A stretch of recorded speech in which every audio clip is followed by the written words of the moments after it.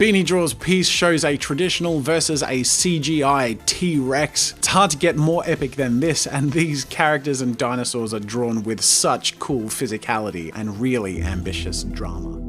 It's a nice coincidence that Terminator Dark Fate has just recently hit cinemas because I actually drew this a long time ago and I forgot that I'd never published it.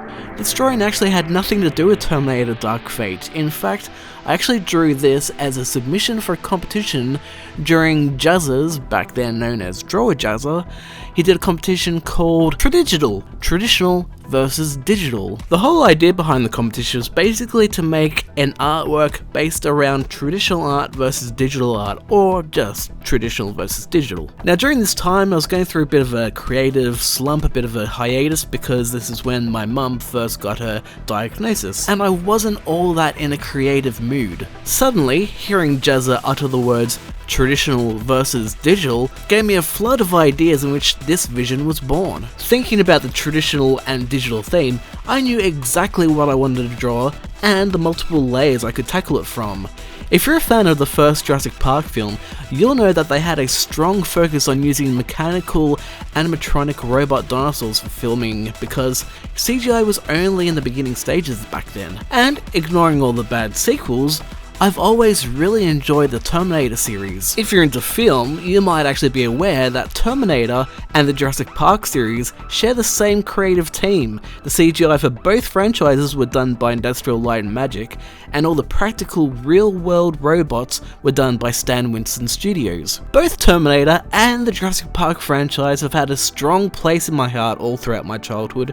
I'd always be sketching Terminators and dinosaurs, and all these elements came flooding back to me when I heard the terms traditional versus digital. Nowadays, in both Jurassic World and Jurassic World Fallen Kingdom, there's been a heavy criticism over the overuse of CGI. Fallen Kingdom was a lot better in that regards, but Jurassic World had a disappointingly limited amount of practical animatronic puppets that made the original Jurassic franchise so popular. So, with digital dinosaurs being the enemy, I wanted to portray the digital world coming to take on the traditional world. The T-Rex with the skin represents the traditional world, the organic, and the animatronic side of Jurassic Park. The digital side also takes the form of the Terminator T-Rex. I think we've all seen the robot puppets from Stan Winston before they apply the skin, and those robots look so cool that I wanted to see them, as well as the Terminator's design, as being the driving force behind the digital villain. The ironic part in all this, however, is that the early Terminator designs, as well as the robot animatronic dinosaurs, were that they were all real robots. Well, puppetry robots, but robots nonetheless. But I still wanted to use the real-world robots to represent the digital world. The actual drawing process of this actually took a while because this drawing was for me. I wasn't actually intending this to even be on the channel initially. It was cool to have a competition going, but at the end of the day, I didn't care if I won or lost. The whole fact that I had an idea and I was inspired to create again, that was all I needed. Now, speaking of the initial drawing process, I drew this using an iPad Pro 12-inch with an Apple Pencil, using the drawing application Procreate for iOS. You'll see that the process for this drawing is actually all over the place, and that's reminiscent of my old drawing style.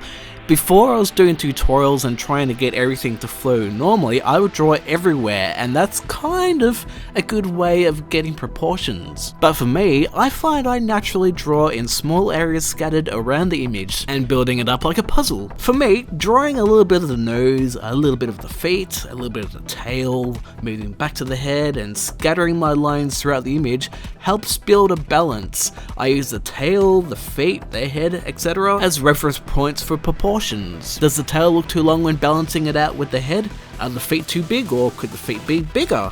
I'm always scanning the image to see what elements could be added to help maintain a balanced, proportioned image. The only issue with drawing in this way, however, is that it makes it really difficult for you to follow along if you want to learn to draw this. So I've been adapting and adjusting my style over the years, and this artwork is a good example of my older methods of drawing, but I hope some of this insight gives you at least something to learn from. I also wanted to thank Jazza for the inspiration to draw this image. He's already seen it when he first was judging the submissions, but I wanted to thank him for help inspiring an idea that helped get me out of a creative rut. And with any luck, hopefully I've helped you get out of a creative rut as well. I've really been enjoying combining different franchises together to create new artworks like this, and if you've liked this, I've got a whole playlist of other franchise mashups just like this, so check that out. And if traditional tutorials are more your style, check out this playlist. Don't forget to subscribe with the bell notification so you don't miss my future videos, and I'll catch you in the next one.